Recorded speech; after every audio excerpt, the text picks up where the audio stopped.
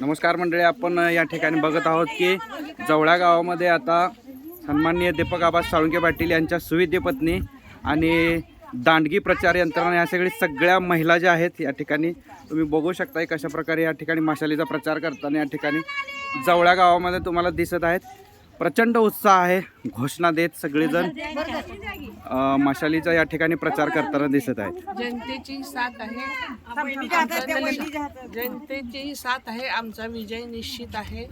सगळ्यांचा आम्हाला साथ आहे, त्याच्यामुळे आम्ही निवडून नक्कीच येणार।